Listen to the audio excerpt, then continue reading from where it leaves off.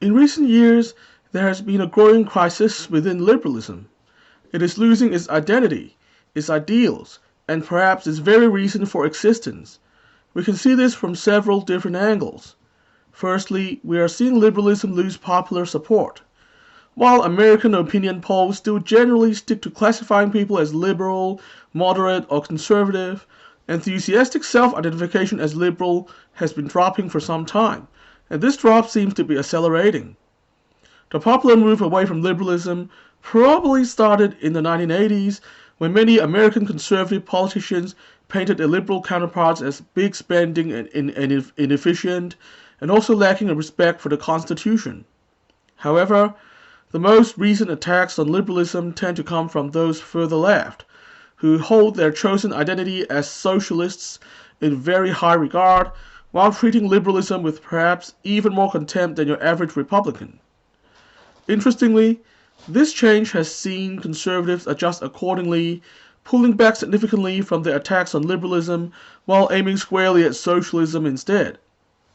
Perhaps they too see liberalism as not so relevant anymore, given that the progressive intelligentsia has largely moved away from liberalism towards progressivism or even socialism. Secondly, in the past few years, there is a growing chorus saying that the so-called left, which have traditionally represented the liberal tradition in Western English-speaking countries, is no longer liberal in any meaningful sense of the word. These people point to the erosion of the commitment to free speech and the rise of identity politics that goes against the universalist principles of old-school liberalism in some left-leaning circles. If the left has been abandoning core liberal principles at such a high rate, can it even be said to be liberal anymore? Finally, we don't see that much good liberal theory or liberal analysis being published or widely discussed anymore. We've come a long way down since the heyday of liberal thinkers like John Stuart Mill, or great liberal leaders like FDR and JFK. We've come a long way down even compared to when John Rawls was one of the most important thinkers of the day. Nowadays, fashionable intellectuals are more likely to be quoting Michel Foucault compared to any of those great liberal icons. And as we know, Foucauldian thinking stands in irreconcilable contradiction to the very core of liberalism. Let's face it, liberalism is no longer at the cool table in terms of academia, intelligentsia, or even with college students. If we don't turn this ship around, liberalism may as well have no future, destined for the dustbin of history, just like our ideological opponents are already predicting out loud. To get to the bottom of the crisis of liberalism, I guess we first need to establish what liberalism is. In the contemporary context, especially in North America, liberal is often taken to be synonymous with progressive, left-leaning, and in economic terms, liberals are thought to be supportive of a bigger size of government than conservatives. However, that is only a dumbed-down usage of the word. If we look at its original meaning, liberalism can be broadly defined as a worldview that champions the twin values of liberty and equality. While liberalism literally shares 5 letters with the word liberty, equality is actually an equally important part of the definition, because liberalism is uniquely dedicated to an equal distribution of liberty among individuals. In feudal times, kings and nobles actually had more liberty than any citizen in a modern liberal democracy. For example, they had the right to own and trade slaves. However, since this would mean that the slaves themselves don't have any liberty, liberalism could not allow this. As you can see, compared to feudalism, liberalism provides a much more equitable distribution of liberty, with the individuals who would have been kings and nobles having less of it, but the individuals who would have been slaves having more of it. It is often said that the roots of liberalism are in capitalism. However, I think that view actually came from a Marxist materialist perspective and does not represent historical truth, nor does it accurately represent the idealistic aspirations of liberalism. Instead, the true origins of liberalism appear to be in religious freedom. Before the Enlightenment, most people in European society were expected to adhere to the state religion. Those who did not were often treated as second-class citizens by the state and heavily discriminated against by mainstream society. Those deemed heretics were even hunted down and often executed. Liberals instead believed that everyone should be free to follow their own conscience, have the liberty to do so, and not get socially penalized for doing so. Of course, with the passage of time, the persecution of heretics seemed like it happened in another world. The original case for liberalism, as applied to religious tolerance, has long become mainstream consensus, and hence less pertinent to contemporary philosophical, political debates. Furthermore, in modern society, where not everyone is religious, it might seem that a political doctrine rooted in the liberty to practice one's religion without social penalty would not be very relevant to a substantial proportion of society. This, I believe, is why the original roots of liberalism have faded from collective memory, and newer justifications have taken its place. For example, some define liberalism as the way for a gentler society, including a gentler capitalism where there is a strong social safety net. The 20th century philosopher John Rawls justified his liberalism on the principle of the veil of ignorance. That is, to grossly simplify it, liberal policies are sound because they would generally be preferred by people who don't know what position they would occupy in society. However, all these models of liberalism lack the profound morality and commitment that the original religion-based model had. This is why liberalism is being challenged as shallow by rival ideologies on both the left and the right. This is why I believe we need a modern conception of the soul of liberalism that captures the fundamental grandness of the original Enlightenment version.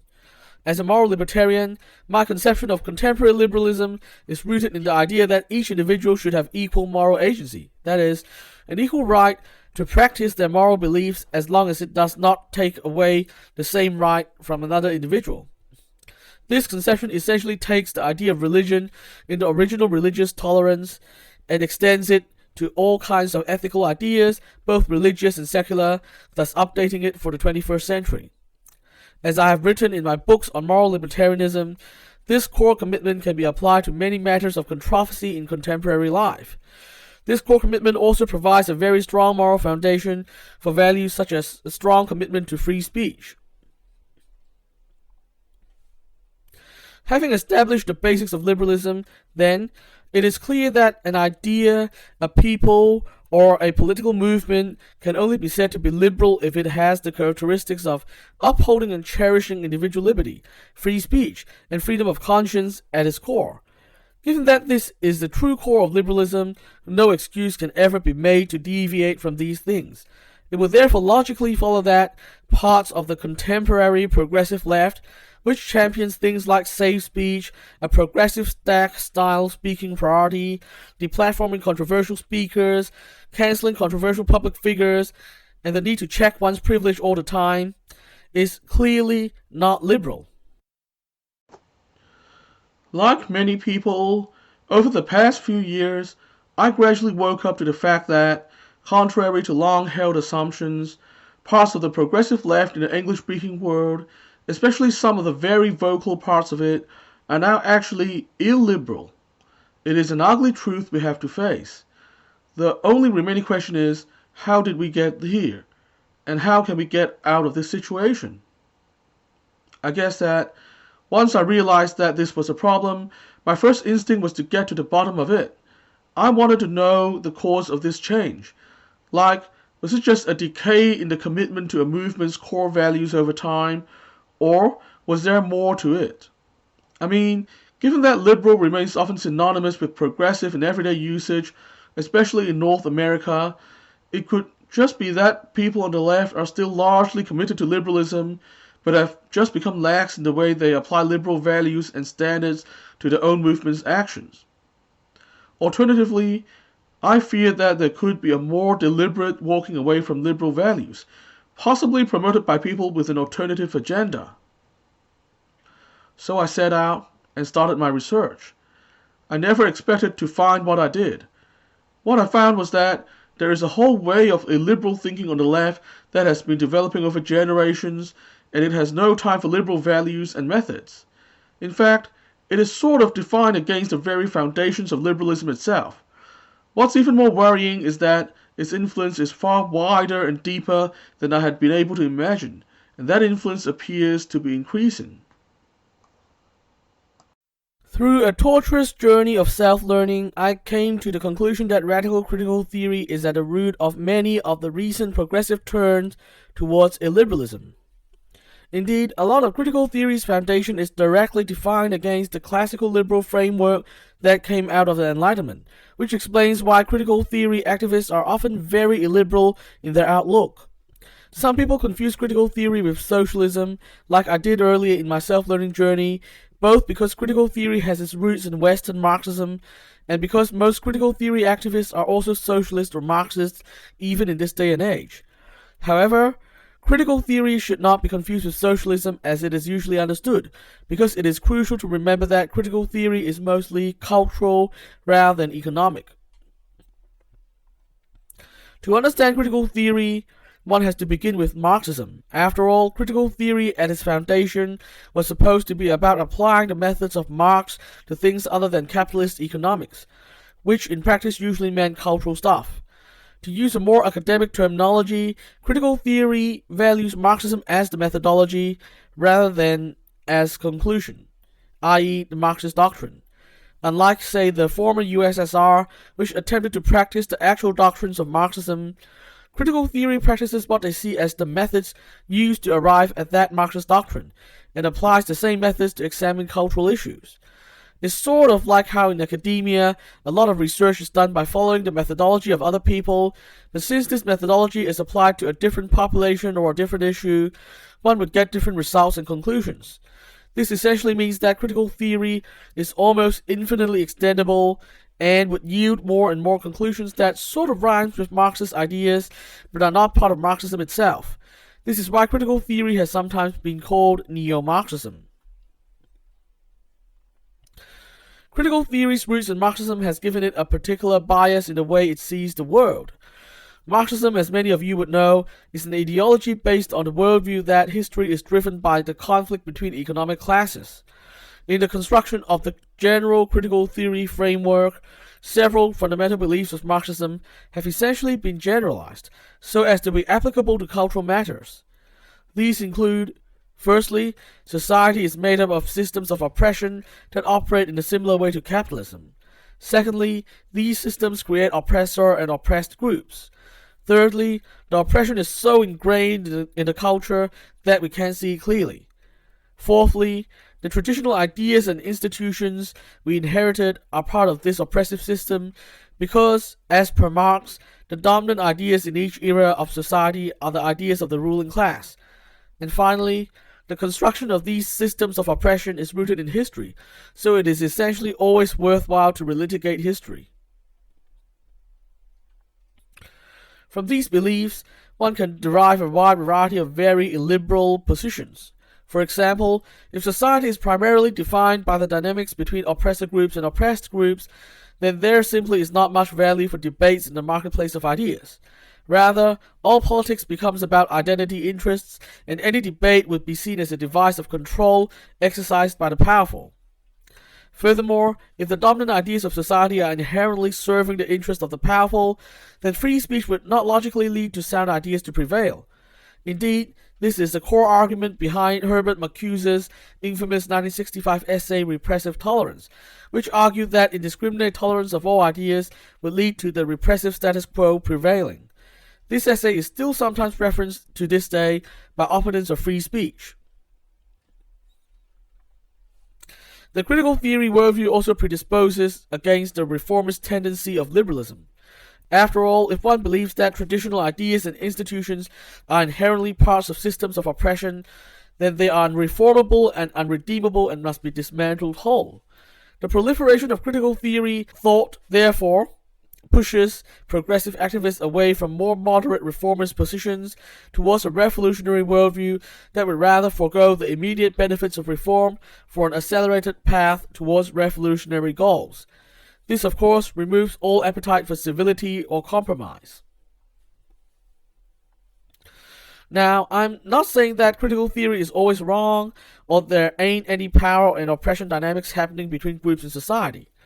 However, if you take this to be the fundamental lens to examine every issue, this would yield conclusions that are unhealthily exaggerated towards conflict and ignore the many times that cooperation, rationality, and compassion have instead prevailed. This is why, in real life, critical theory has often heightened the level of conflict and animosity between groups. Furthermore, given that culture is a complicated thing, force-fitting a model that was essentially designed to explain 19th century economics onto cultural issues, no matter if you agree with that model or not, would logically be counterproductive. Furthermore, critical theory's tendency to downplay rationality and the power of sound ideas, and to see almost everything as a raw power struggle, is indeed dangerous for the future of humanity. Besides, having examined the history surrounding the rise of critical theory in the 20th century, I've come to the conclusion that critical theory gained its currently privileged position in intellectual circles not due to its soundness, but due to the privileged position of Marxism and Marxian ideas in general in Western intelligentsia for much of the 20th century. Ever since the 1917 Russian Revolution, the aftermath of which saw Lenin spend substantial resources spreading Marxism to the West to fulfill his internationalist ideals, Marxist ideas have been eagerly taken up and almost worshipped by a faction of the Western intelligentsia.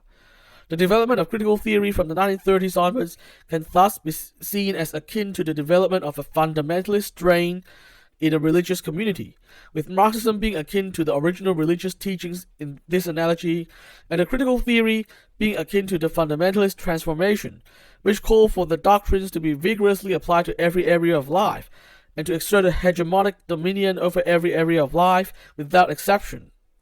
I guess this was how we ended up with ideas like cultural appropriation, which clearly stem from the application of Marxist ideas of appropriation of surplus values to the cultural sphere, with ethnic groups replacing economic classes. Even more problematic is that, after the 1970s or so, ideas from French postmodernism, from thinkers like Foucault, have been incorporated into many recent critical theories, which is what is called postmodern critical theory. I guess Jordan Peterson's term postmodern neo-Marxism actually refers to this. The problem with postmodern critical theory is that it is often essentially anti-science. Combining the postmodern distrust of science and reason with the critical theory stance that the dominant ideas of each era serve the ruling class gives the result that science and reason themselves are products of the current systems of oppression that serve the supposed oppressors. This is why parts of the far left are now saying that the scientific method is inherently white or colonial, or why they are trying to complicate scientific arguments about climate change with stuff about colonialism that could end up detracting from concerted efforts to combat climate change. This new anti-science attitude is of course very deleterious for the future of humanity. I believe that it represents nothing less than a demand that science be subjugated to the doctrinal demands of the critical theory worldview. It chillingly reminds me of how the extreme religious right sometimes demand that schools should not teach Darwinian evolutionary science because it contradicts their biblical beliefs. In conclusion, the radical critical theory worldview is a left-wing worldview and political agenda that is clearly illiberal. That is, it is necessarily opposed to the foundational values of liberalism and liberals, including even the most progressive and social justice-minded liberals. This, in turn, means that there is no room for compromise or accommodation on either side. To fundamentally champion one worldview must mean the complete repudiation of the other, in order to remain logically consistent. Therefore, we should make no mistake. The rise of the radical critical theory worldview is an existential challenge to liberalism on a scale we perhaps have not seen since the end of World War II. So now we have established two facts.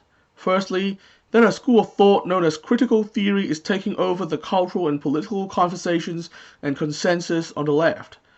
And secondly, this school of thought is decidedly illiberal, both in the sense that it often operates by illiberal means, and also the sense that it defines itself against the foundational principles of Enlightenment liberalism. I guess if we are going to be fair judges here, the fact that critical theory is different from, or even opposed to liberalism doesn't inherently make it bad. I mean, critical theory supporters say that their ideas are for human liberation, and they oppose liberalism because it doesn't lead to liberation. In other words, critical theory's proponents think that it is superior to liberalism and should therefore supplant it. Actually, this very idea, the idea of critical theory permanently supplanting liberalism as the progressive standard, makes me very uncomfortable indeed. But why would I be so uncomfortable with this change? I decided to probe my conscience further. Indeed, why do I support liberalism? Why am I a liberal rather than something else? I guess it's because of liberalism's commitment to the truth, the empirical, scientific truth, free of ideological distortions. Liberalism makes possible the aim of first and foremost pursuing the objective of truth, before deciding how we would respond to it. Other ideologies generally aren't as objective. They often forbid the exploration of ideas that may topple their worldview. But liberalism, as properly practiced, is always committed to the empirical, scientific truth. John Locke, often considered the founding father of liberalism, was an empirical scientist and physician. John Stuart Mill, sometimes considered the most famous liberal philosopher of all time, argued for a cauldron of ideas where competing ideas get tested over time with only the sound ideas remaining. Liberals are committed to ideals like free speech because we are committed to the truth. Liberals believe that knowing the truth will liberate us.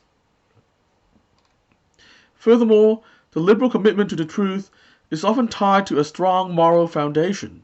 As a moral libertarian, my own view is that no human being is morally infallible, which means that the only moral society would be one in which nobody has to involuntarily disobey their own moral compass in order to obey another's command. This principle would in turn allow everyone to act according to what they consider in their own conscience to be the most morally valid, based on their best understanding of the truth. Truth leads to morality, so it is indeed immoral to prevent something that is potentially true from being promoted and heard. On the other hand, the critical theory worldview is dismissive of liberal commitments because it fundamentally does not care about either truth or morality as core concerns. Critical theory overly focuses upon power dynamics between groups, and postmodern critical theory especially has a very strong disregard for objective truth, instead seeing all discourse as an exercise of power. Although postmodern critical theory supporters may say that it is for human liberation, it is clear that the kind of liberation it seeks is very different from the kind that we liberals seek. While liberals seek liberation through knowing the objective truth, postmodern critical theory instead seeks liberation through changing the discourse to liberate them from ideas they consider to be oppressive. The problem is, the kind of ideas that can be considered oppressive in postmodern critical theory can indeed include scientific facts, which they tend to dismiss as some kind of social construct, even if it flies in the face of basic biological science. In those cases, then, the liberation they are seeking is liberation from reality itself. The utopia they seek is to be able to live in a world that is willfully ignorant about objective scientific fact, at least when it suits them. Of course, this will only be achievable without free speech, which means why activists who are heavily informed by postmodern critical theory often refuse to uphold free speech. Therefore, the battle of ideas between liberalism and postmodern critical theory is actually an existential crisis over the meaning of life and the purpose of humanity. Would humanity be best served by knowing the objective truth, or would society be best served living according to truth-defying ideas dreamt up by radical philosophers? Is the future of humanity truth-orientated and science-based, or is it going to be wrapped in an almost superstitious, radical philosophy with scientific methods of inquiry marginalized or even feared, akin to what happened during the Middle Ages? I already know which future I prefer, and I think so do most people if it is presented to them in these clear terms, which is why I believe we, who want a liberal, scientific, and truth-orientated future, must participate in this existential battle of ideas and make our case again and again to the best of our ability. So, It's been established that we have a lot of work to do to restore the dominance of liberal ideals in Western political discourse and to counteract the rise of the postmodern critical theory worldview. The logical next question would be how we should go about it. What I'm worried about is that we approach this the wrong way. There are already early signs of this. Some people appear to be taking the opposite stance of critical theory-based neo-Marxist activists just for the sake of opposing them, perhaps out of frustration. For example, a few years ago, some people advocated voting no in a gay marriage referendum just because the neo-Marxists appeared to be on the yes side. They act as if, by opposing every action supported by neo-Marxists, we will eventually beat them at the game. Now, this is the way of the reactionary, and the way that will lead our efforts to oppose postmodern critical theory, as well as the future of liberalism itself, down the drain. Neo-Marxist activists are already out to paint liberalism as outliving its progressive usefulness and liberals as reactionary for holding on to liberalism. I really don't think we should be helping them make their case. Furthermore, anyone who has studied enough history would know that reactionaries always lose everything they hold dear in the end. They may win some battles and stave off some unwanted change for a few years, but they always lose the war in the end. Therefore, throwing our lot in with the reactionaries is no different from actually surrendering. Indeed, there is no use to just shout and yell against what we don't like. It doesn't prevent it from growing further at all. Instead, we need to look at why critical theory has grown over the past half a century to be where it is, and understand where we liberals have been deficient in comparison in order to catch up and regain our previous glory. The divergent paths of critical theory and liberalism is rooted in 20th century politics. Western Marxists, the main champions of critical theory, were shut out of mainstream Western politics for much of the 20th century, while liberals were often the dominant players. For example, in America, the Red Scare and McCarthyism ensured that there was no way for a Marxist to get elected. This remained the case until at least the 2010s. Meanwhile, liberalism, as represented by the New Deal Democrats, were dominant between World War II and 1980, when they were displaced by Reagan's neoconservatives. Yet even Reagan at least played a lot of lip service to libertarian ideas, and his supporters kept singing praises of John Locke and Adam Smith, showing that even then conservatism never quite completely supplanted liberalism as the dominant force of the mainstream. I think it can be even argued that Republican conservatism existed as a conservative-liberal fusionism until 2016, when Donald Trump's paleoconservatism took over and many on the right dropped all liberal ideals altogether. Therefore, the 20th century, indeed extending up to around 2016 or so, had liberals at the center of the mainstream political consensus, and Marxists, including those who championed critical theory, firmly on the margins. Being in the mainstream meant that liberals had political power, and that arena was where liberal attention was firmly focused. Using their power, liberals enacted civil rights, ended segregation, made anti-discrimination laws that paved the way for gender equality, and made gay marriage a reality. Every social advancement of the past century was due to the work of liberals.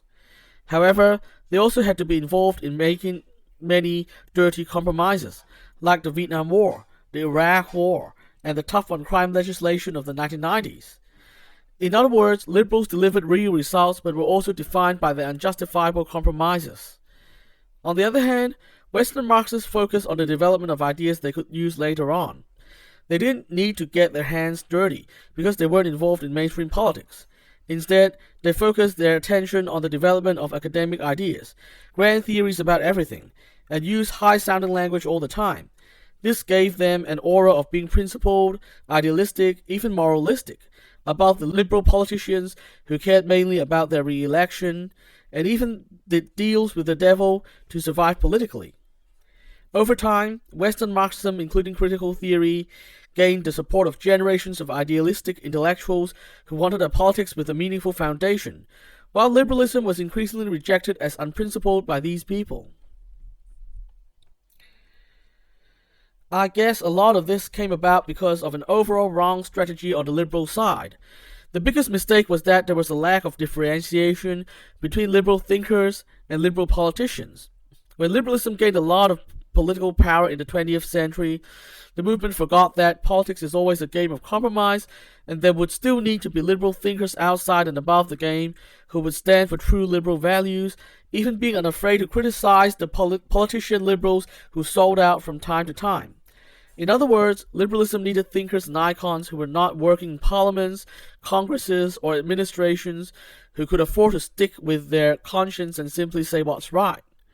Furthermore, a movement ultimately needs grand ideas and ideals to fuel it, and such grand ideas can only be developed outside the arena of applied politics.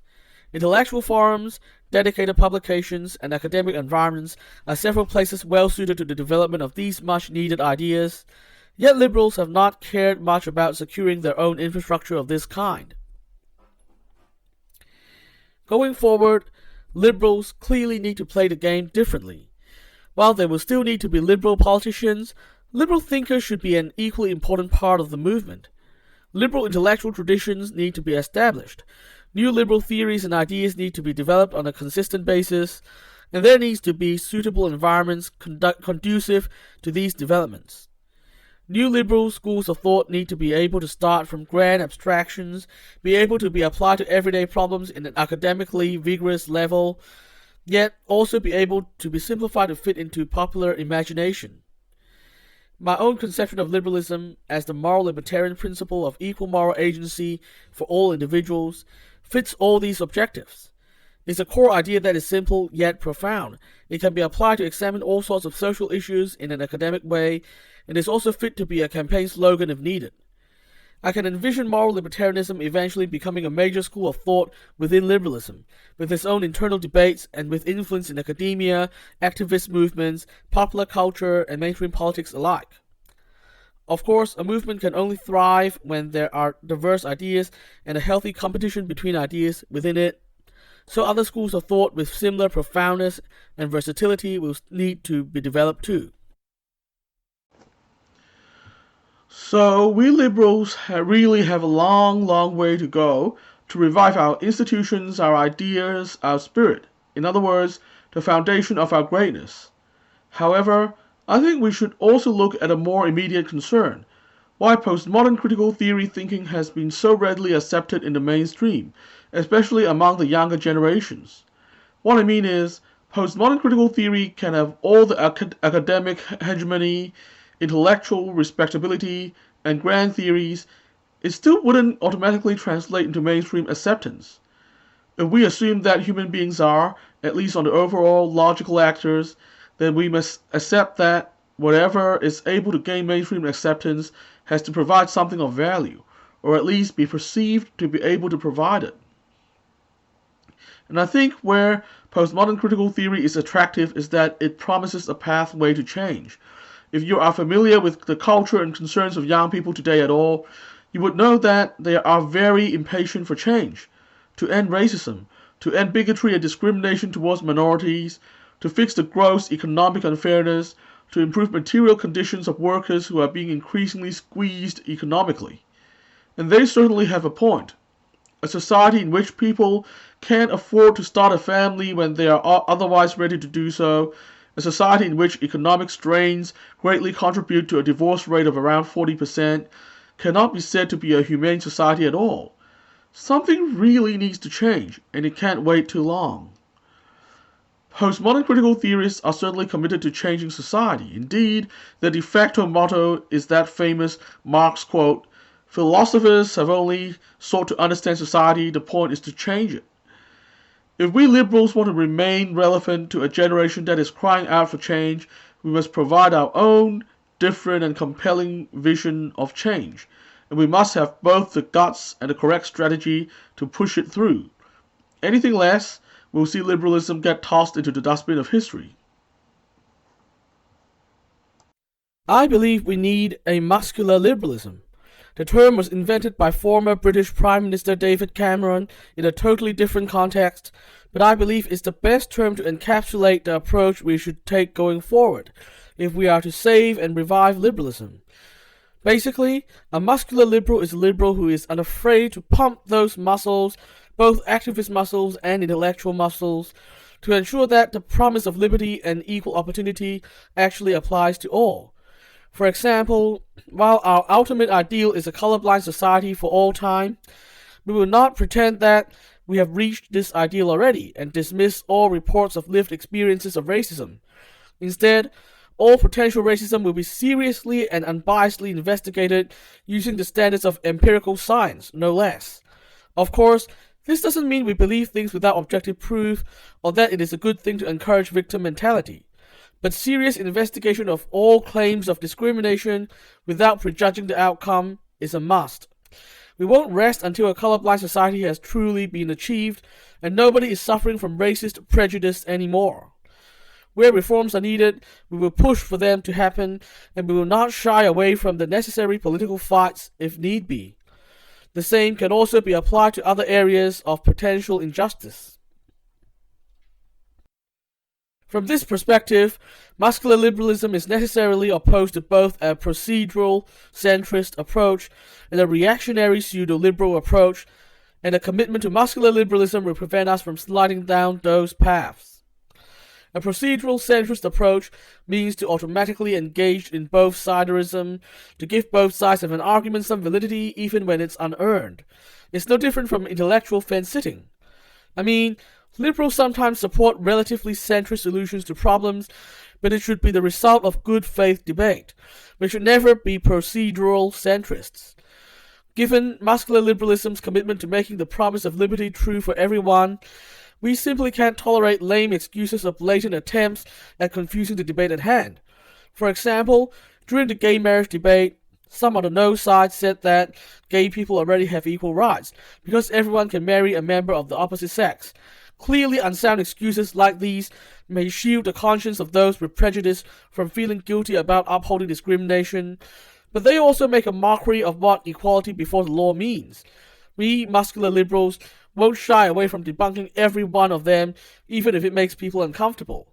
As liberals, we have to allow free speech for everyone, but we will certainly use our own free speech to debunk these ridiculous arguments. What's worse than a procedural centrist both sides approach is a reactionary pseudo-liberal approach. In this approach, we take the far left's attack on free speech, individualism, and freedom of conscience in a reactionary way, and decide to generally side with other reactionary people to form an imaginary bulwark against the far left.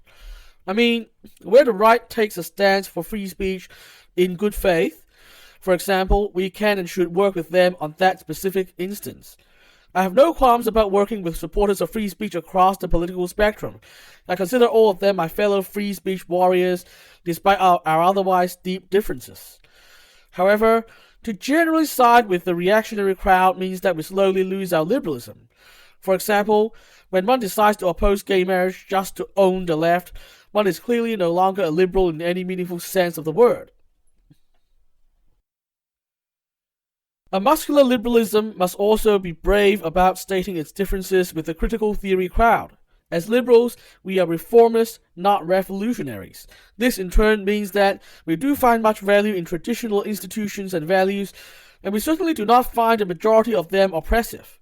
If there's a bit of conservatism in this position, that's nothing to be ashamed about. Conservatism in moderation is no vice either.